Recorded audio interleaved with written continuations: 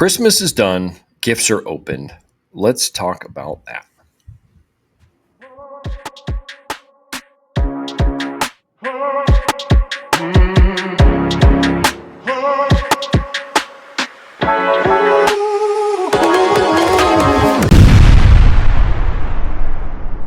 Folks, welcome to the Baseball Brewhaha. Christmas has come and gone. New Year just around the corner. Adam, how did your Christmas go? Oh, I had a great Christmas. Very low key, you know, and the excitement. I always think of the great Pete Rose quote about spring training or opening day. Mm-hmm. Says opening day is like Christmas, except it's warmer. And and Christmas is its own type of opening day. It's not opening Mm-hmm. day, it's opening day. That was deep. That That was yeah, deep. deep cuts over here at the Baseball Brewhaha. Um, but it's exciting. It's exciting. What's it gonna Mm-hmm. be? It's a Yeah. gift. The season, each new season is a gift to unwrap. Maybe Mm-hmm. it'll be a lump of coal, but just maybe it'll be exactly what you've been hoping for. Yeah. So, bro, did you get what you were hoping for this year? Um, yeah, I mean, I didn't have, I don't know, I didn't really have like a list of things that were like must haves. It was like every Christmas comes around, I'm like, boy, what do I even put on the list? You get to 40 years old or so, and like, and you're not a hunter, then I think it's just kind of like, yeah, sure. What a hunter or a techie. I feel like those are the people that like always have something on the list. But I have things that are fun, but they're simple for me. They're simple things. So um, I can share a few of the things that I got. One of them came from you.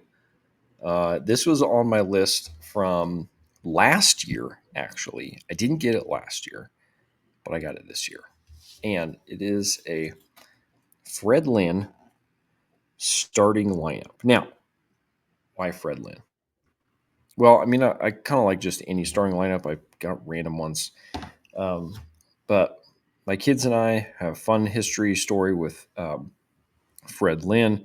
Got his autograph, exchanged a couple letters. We can tell that longer story another time. But all that to say, Fred Lynn's become a favorite of mine. I never really, I mean, he retired in around 92, but I wouldn't say I actually really watched him play.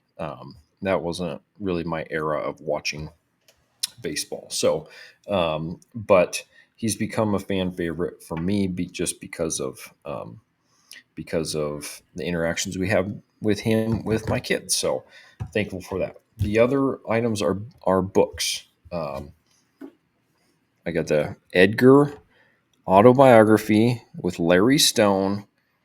Been thinking about it for a while. Went off the radar. Came back on the radar. Put on the list. Boom. Fun one.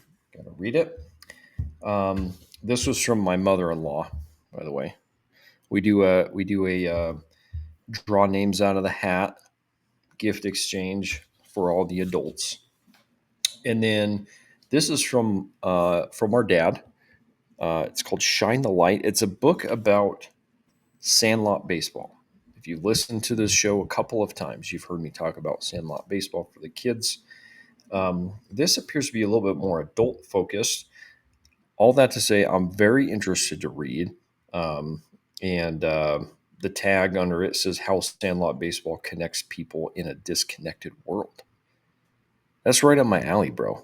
This is exactly why I do it for the kids. So I'm excited for that. I've got another book, but you got the same book, so I don't want to steal your thunder. Adam, I feel like before we were talking, um, you said you got like one baseball thing. Oh, a stuffer. You got a stuffer. I did well, and I got a regift Oh, okay. from my son because he received a book that he has actually already read, but I had not. Mhm. Okay. Honus and Yeah. Me. Hmm. Haven't read Available. it. Yeah. Yeah. Kids book. Hmm. Chasing the famous Honus Wagner T206, whatever that one is. Is Um, that what the book is about? Is it about the TO206, or is it about like Honus, like him as a person, as a player? it was, gosh, I don't know for sure. Oh, there's some time traveling. It looks like, Hmm. Hmm. Yeah. I don't know. I haven't read it. Yeah. I'm just So going by the jacket cover here. yeah, no, absolutely. There's on audiobooks, we have a subscription to some audiobooks and stuff. There's like a Satchel Paige one and a Babe Ruth one. And yeah, you're right. They travel back in time and they hang out with these guys and kind of it's a unique sort of kids way, great engaging for kids on some of these past stars of the game who don't get talked about nearly enough. Yeah. So I got the Honus and Me regift book. Excited to take a look at that. Other than that, my list was actually a non-list. Mm. I requested no items. Oh, interesting. Okay, to I say didn't more. I didn't get zero. Okay. I didn't get zero. Hmm. But with with my partner, she and I, we did a little, we're we're taking it easy on the spending of the money. Yeah, sure. So, but I did get an annual little like family picture calendar situation, Nice. sort of a Christmas gift, and also, like to have a little family photo desk calendar for myself. Hmm. Um, and so I got a couple of other just miscellaneous gifts. Got some chips in the stocking. But the other baseball thing, aside from the book that you mentioned earlier that we both got, I stuffed myself a little stocking stuffer. Got to have some baseball cards. Hmm. You know, I So we're I gonna rip miss. some Donruss 90 later. Okay, I did not stuff myself with baseball cards, and that now is a disappointment. But it's okay. I mean, Christmas was great. I can't, but I didn't stuff myself. I have other baseball card related things to talk about some other time, but um, so carry on. But well done, very well executed. Yeah. Um to the main event when it comes to baseball at Christmas. Hmm. Um I received this heavy gift Hmm. from yours truly, not my truly. You. Yeah, yeah. Through And via third party, yeah, but yes. so I was wondering to myself, what have we here? Then I Hmm. opened it, and tightly wrapped in saran wrap plastic, I see this cover, my baseball story. And I'm thinking, it weighs about 72 pounds. Hmm. It's probably a coffee table book. So I Hmm. tear it open and flipping through, you know, flip through, flip through, flip through, Hmm. taking a look at some of the stories. And lo and behold, page 244. What do I find? Aaron, what did I find? You found a story written by yours truly, Aaron, writing the story. I got published for the very first time in this book. The entire book is not my writings. It's one piece of this entire book. Beautiful book. I didn't know what Very it was all stoked. gonna look. Yeah.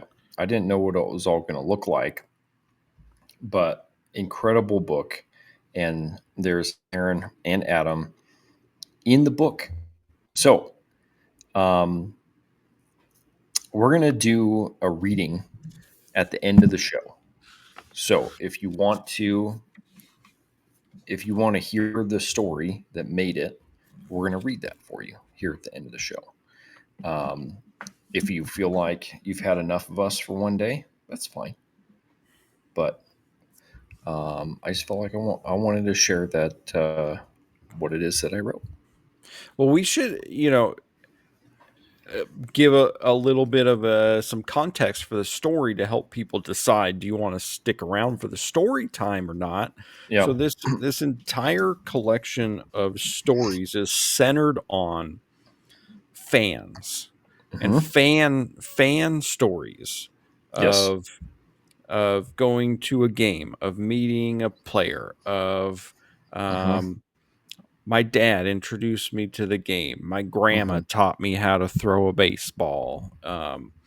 All those types of stories. It's the type of baseball story that you and I talk about quite a bit. Yeah. And it's the type of baseball story that you write about here. And in Hmm. here, we've got everything from sandlot baseball, baseball cards, Hmm. uh, going to baseball games.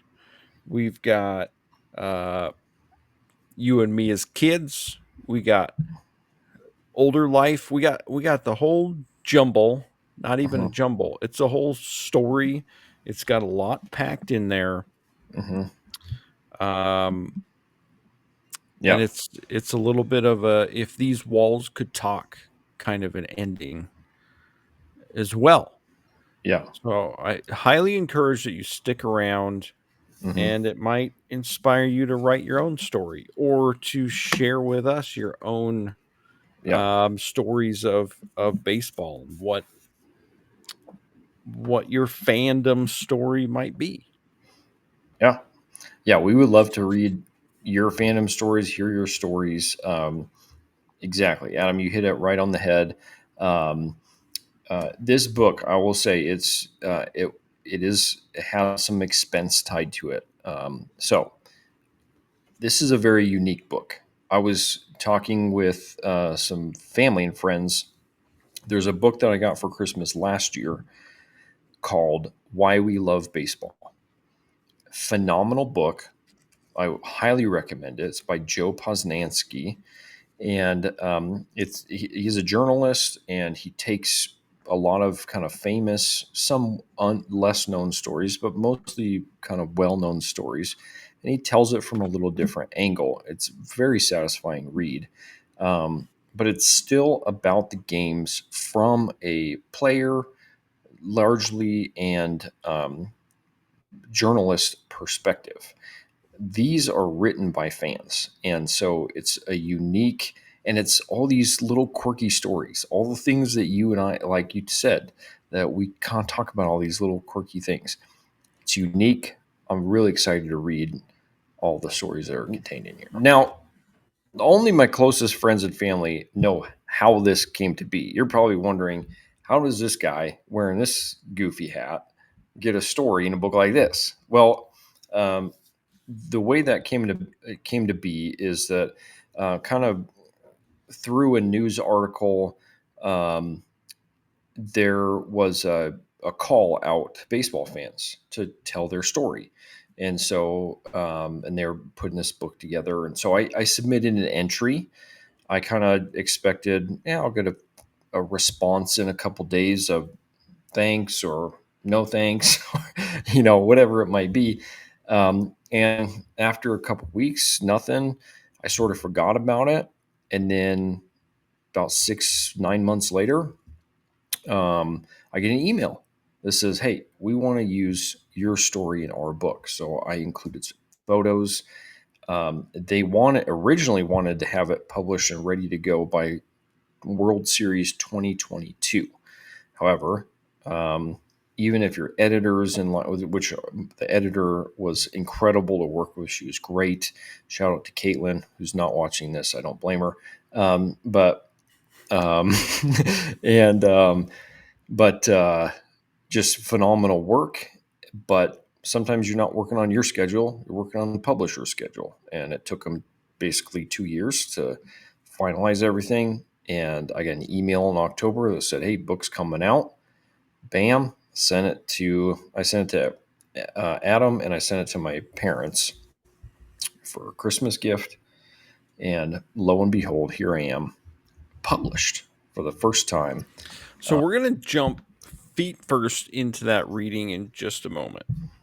But to Mhm. whet the appetite a little bit, Yes. we're going Yep. to take a step back into time to Christmas 1990. Mm-hmm. And you open that stocking, and what's peeking out of there but a little orange treat? Donruss 90. Mm-hmm. We're going to do saved one little gift for all of you, for us to open together on this Christmas recap show. Here we are, ripping 90 as we speak, bumping the microphone, can't hold back.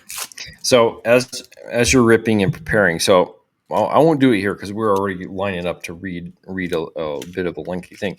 I, I actually just wrote a piece about 1990 Donruss, pack of 1990 Donruss. So and it's coming. It, like the rest of it will yet come, but just the pack itself. I wrote a nice piece about that. It's not published, just so you know. It's published on my Google Docs drive. That's where it's at. Yeah, so check that out whenever it makes its appearance on the World Wide Web. It might. I mean, we might do it on our show. It's just not going to be Okay. today. This is not going to be today. Yeah, no, So, but maybe yep. put a link. So, okay, so as with every Donruss 90 pack, you get the puzzle piece. Yes. Mm-hmm. Okay, then we kick it off with Ron Karkovice, Doug Strange, former Mariner. Well, in that picture, he's pre-Mariner. Yeah, pre-Mariner. Don Carmen. Don Carmen. Yes. Every time I see a Don Carmen card, I think of the Wax Pack book. Oh, yeah. Great read, by the way. Tom Mm-hmm. Candiotti, Mariner, Scott Bankhead, Boom. Sean Hilligus. Mm-hmm. Spoiler alert, we got a couple of these already, I can tell, in this pack. Mark Lemke. Hold on to Hold your on to hat, that one. folks. Hold on to that one. Hold on to your hat, folks, because Mark Lemke is coming your way again. Mm-hmm. Steve Wilson. Mm-hmm. And wouldn't you know it? Wouldn't you know it? Mm-hmm. Christmas pack, Diamond Kings, Oh, boom. Griffey. That's huge. Hey, Griffey, stick that in your little feather in your cap because that's Yeah, coming back.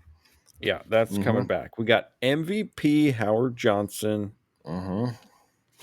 Rick Reed, Mike Greenwell, Scott Terry, Wes Gardner, John Moses, and one final stick it in your hat, Julio Franco. He will make an appearance Wow, as bro, well.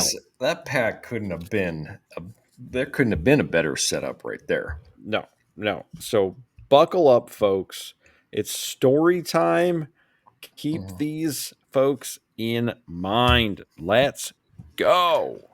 So, without further ado, folks, if you're here with us, thanks for joining.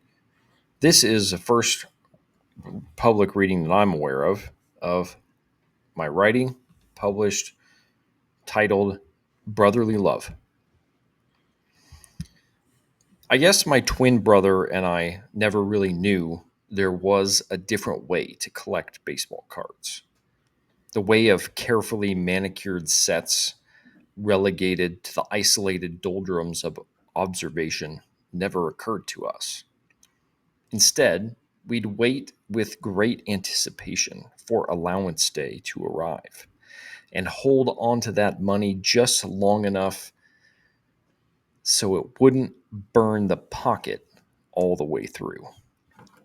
We'd have to decide whether to make the 3 block walk to Jackpot Quick Mart to buy a jumbo pack of Score, or wait for a trip to Funk's Variety Store on Main Street to pick up a fresh wax pack of Donruss along with a few pieces of penny candy. Then again, why buy candy when you could save up to experience again the anticipation and surprise of opening yet another pack of baseball cards?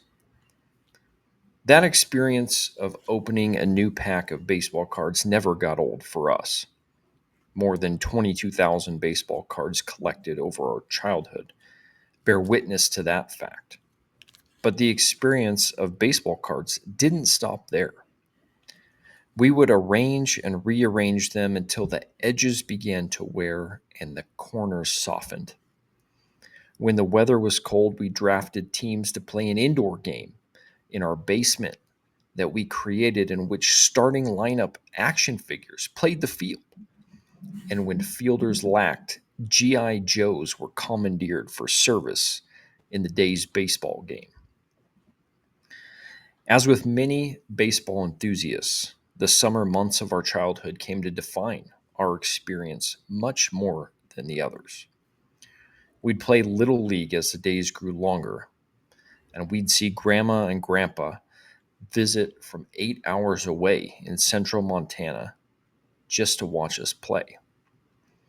We'd make the 6 hour journey to the Kingdome in Seattle to watch the Mariners play. Still, the memories most precious to me were the days of my brother and I sorting through the myriad of baseball cards to craft the day's roster and batting order for the daily trip to the grass lot at the end of the block.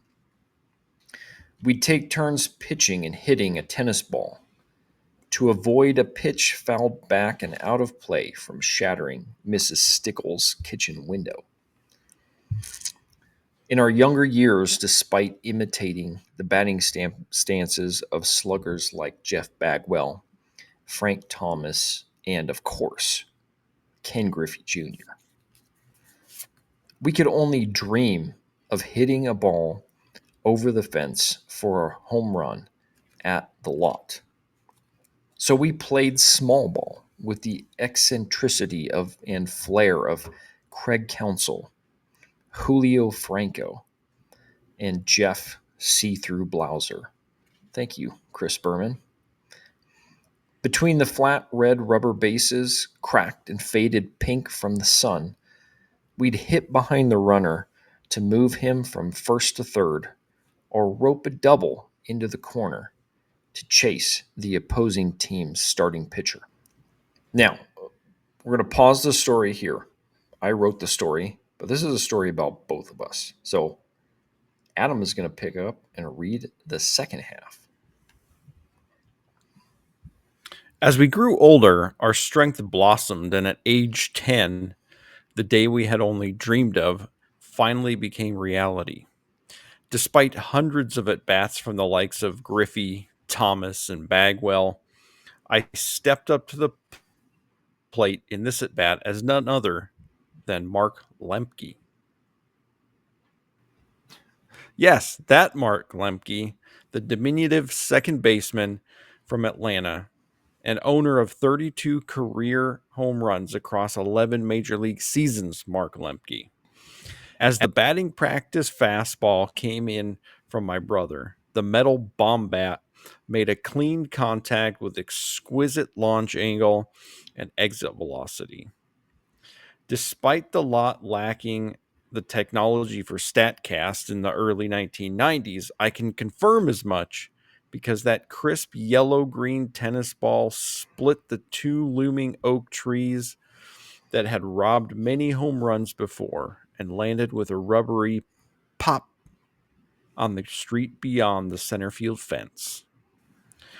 The visiting crowd that day was so stunned you could have heard a pin drop as my brother and I celebrated the dawn of a new era. Little did we know that Mark Lemke home run would be the only one we'd hit in the lot as we moved to a neighboring town just a year later. The days of the lot were gone, but not our games, our rosters, not our baseball cards. Though my brother and I now live 1,300 miles apart, we talk baseball frequently, exchanging baseball books and apparel, and hit rounds of batting practice at a local field whenever the opportunity allows. We watched the final three games of the playoff push of the 2021 Seattle Mariners together on Zoom, only to see them fall short for the 20th consecutive year. This love we have for baseball began when we were just kids holding a pack of baseball cards. If you were to ask to view our baseball card collection, you would not find one meticulously organized and protected from even the slightest imperfection. No, you would find a collection filled full of frayed corners and deep creases, demonstrated no more clearly than by Mel Hall's 1988 Topps card. What you would find is a collection defined by the creases and bends professional collectors try so hard to avoid. But man, if those creases could talk. Thanks for finishing that up, brother. It's fun to hear it read by another voice. And so fun to read and to remember those stories. I'm reminded of Field of Dreams, the movie. We talked at length about going to the movie site earlier this year. Hmm. I'm on a little birthday trip, and it's sort of that experience that James Earl Jones talks about when people sit in the bleachers and watch their heroes, and the memories will be so thick they'll have to brush them away from their faces. Hmm. And that's what this book and this story in particular is for me, Hmm. but also some of the stories that are here as well. And so Hmm. we would love for you to put even just a snippet of a story of yours that brings back those memories so thick that you Hmm. might have to brush them away from your face. Yeah. Yeah, absolutely. I mean, Adam, you said that beautifully. I mean, it's crazy. I wrote this, I've read it 30, 40, 50 times, in the days leading up to it, and, getting it ready for publishing, and now having read it, and my family has read it. I've heard the story, and it feels like every time I read it, it just brings so much joy to my heart. Yes, it's baseball, but it's more than that. It's um, the childhood that we had with you and I growing up together, the relationship that we have that has in many ways blossomed even more here in the last couple of years.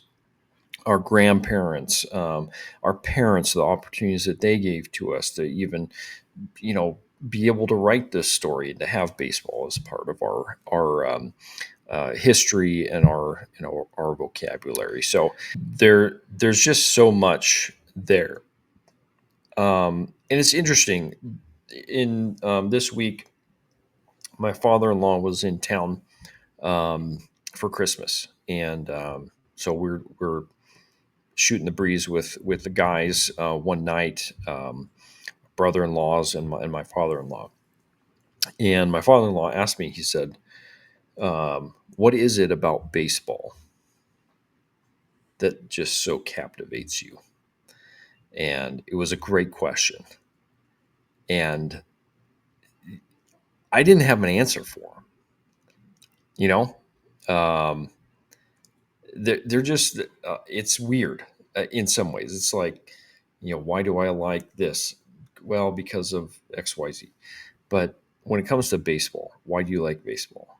What is it that captivate? I don't know, Adam. Do you have a good answer for that? Because I don't have one. Well, the thing about baseball for me, especially, is it's not one thing, Yeah, it's sure. many things. Mhm. The game is fun. The Mhm. game has strategy, so it requires, a certain Mhm. level of thinking. There are different Mhm. positions that require different skill sets, and it's a game that can never really truly be mastered. And then there's all the like culture elements around it as well.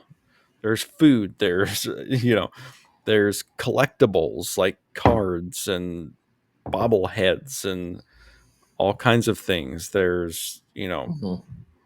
and then there's the people, whether it's family, whether it's other fans Mhm. from other it's so many things um that define, and like when I think about it, for me it defines an experience for me with baseball. With Yes, it's a game, but it's not only a game, it's so much more than that. And so Mhm. that's probably the shortest answer I could get to. Yeah, I, th- yeah, I agree with you. That this is a great answer, and you're right. There's so many things to it. I just enjoy playing it. I don't know. There's the bat in your hands, the glove, throwing. I mean, all that is just like it's just a magic maker for me. I mean, other people can. I mean, I get have those same things with my wife, and she's like, oh, cool. She's fine with it, but it's not like it's magic happening. Like Yeah. um, so. Um, so yeah, it's interesting. One thing I was just thinking about as you're talking about, maybe I need to explore this more, but there's sort of this part of me that um, like obviously when we were growing up, we had each other. We played sports, so we were around other athletes. But in my life, the number of like baseball fans that I like run into are sort of few and far between. If that makes sense, like Mhm. they're just like there's a lot of casual, well, like oh yeah, sure, I'll go to a game or something like that. But in terms of just kind of like all the pieces that you just talked about, strategy and all these different kind of things, um, there, there's sort of this element of um, uniqueness or like something I'll probably get into more in another show here. But I enjoy writing, and one of the things that I enjoy is kind of these little nuancy details that get hidden, and kind of like putting in my own little references to obscure music or something that when I read it, I chuckle to myself. Like those kind of things are like fun to me. Like I don't, it's like it's fun to have it in this book, but every time I just read it for myself, I smile and I think back and I chuckle um, and so I don't know. There's something about baseball that has that element to it too, where it's like I don't need somebody else to like entertain me about baseball. I can do it Mhm. myself. I mean, does that make sense? I mean, Yeah. it's Mhm. very I don't know, but yeah. Anyway. Yeah, it's all a part of it. And like you had referenced something earlier about the way a bat feels in your hand. It's there are so many pieces to that we could peel back the layers to really get at Hmm. what is it about the bat. And we could, you know maybe in a way create a profile of a fan, or a profile of us as fans, and what are the different pieces. um, Hmm. but it's just not one thing. Yeah. And So, just a quick little story to end on here. This happened a couple years ago. I'm in my office, and it's lunchtime, just regular day, and we've got a sports sporting goods store just like a couple blocks from my office, and I'm like, I'm gonna go take a walk. And I go over to the store. It's called Shields. It's more known for hunting and such, but it's got all kinds of stuff. And I went over there, and I just had to go and hold a bat. I just went over to Shields, took 15-minute lunch break just to hold a baseball bat. I came back and I told one of my bosses, Nate, and he laughed at me. He was like, "What are you talking about?" So, I mean, these are the kind of things where it's like, I just love the fact that he thought it was hilarious that I went over and held a bat. I just had to hold a bat, man. I just Yeah, had to hold it. I'm like that with a ball sometimes. So Yeah, absolutely. So, well, folks, thanks for hanging with us a little longer. Hope you enjoyed the read. If you're still with us, back at it again soon. We got to talk about New Year's stuff. And so we'll get to that on the next show. We'll see you then.